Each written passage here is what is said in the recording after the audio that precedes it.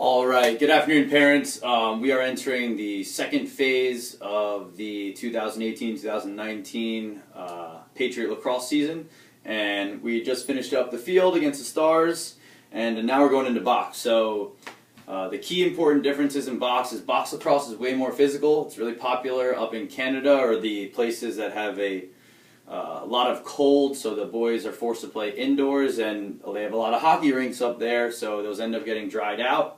And they play a lot of box lacrosse. So, few things that you definitely, it's not optional, you have to purchase are rib pads or kidney pads. These are a lifesaver. I am not a huge fan of them in field lacrosse because I feel like they limit my ability to run, and I don't really need them because I don't really back into players. But in box lacrosse, you need these. The reason why is that box lacrosse you are allowed to cross-check.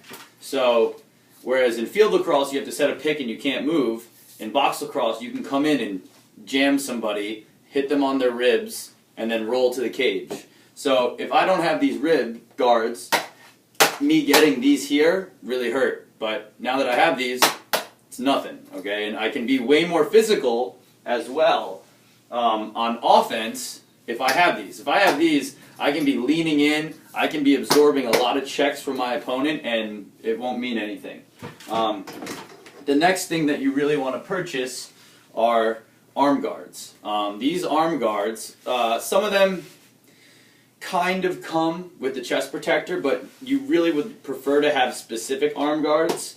They kind of roll right up the arm. They're called bicep pads. And Under Armour makes them, Max Lax makes them. There are a few companies starting to get more into the box area who may have been more mainstream or just field lacrosse style. Might have these yellow on them because I put them on and normally I wrap them with tape to kind of keep them in that spot. I don't really want these moving. And I play at a way more physical level than what the boys will see this winter. But rib pads, requirement. Bicep pads, requirement. You will be more fearless. Things won't hurt as much if you have these. Next is your pretty standard chest protector. This isn't different than field lacrosse. This goes on. When I play box, have one that has like a little extra pad in here. It's a little chest heart protector because you will get hit with shots playing box. It's pretty standard, normal stuff. And by the end of getting suited up, you'll kind of, you'll really be like an old school warrior. Next is the standard just elbow pads. These slide up. And basically, you know, the rule is like we really don't want to see any skin. Normally with box you wear kind of like a hockey jersey anyway. I think the boys will just be wearing pinnies. But we want, you know, my arm is completely protected here. I can absorb checks from anyone. Same thing on the other side. Just roll it up. Let the bicep pad go over the top. And boom, these are tight. I'm good, right? I'm protected on this side. Can adjust that a little bit. I'm protected on this side. And the main difference, the biggest difference other than the rib pads and the bicep pads is this is a field lacrosse helmet.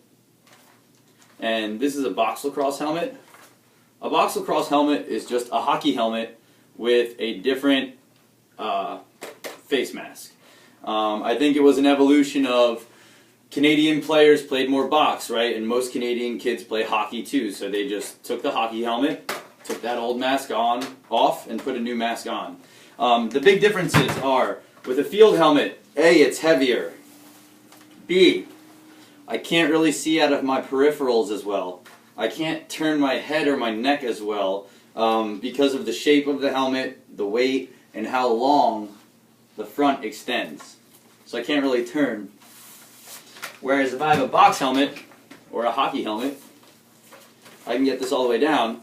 I can turn and get my head and turn my face mask all the way over past my shoulder so I can see more, I'll catch more, I'll be able to see things coming easier, and that's mainly it. This is not a requirement. If you have a hockey helmet, you might feel like you prefer to wear that. I know Warrior makes a box lacrosse only helmet if you don't have a hockey helmet. But this is what I use. And so this is not a requirement, but those are a requirement. Okay, so those have to be purchased. They will make your boys' lives easier. They will not get injured as much. And the last thing is just the boys need a cup. I don't care if they run slower or whatever they want to tell you. They have to wear a cup and box. Whether a ball hits them, somebody's stick, it's too tight of quarters, and it's bound to happen. So cup is required, and they should have all the other stuff. So looking forward to our box sessions, and I'll see you guys over the next 12 weeks.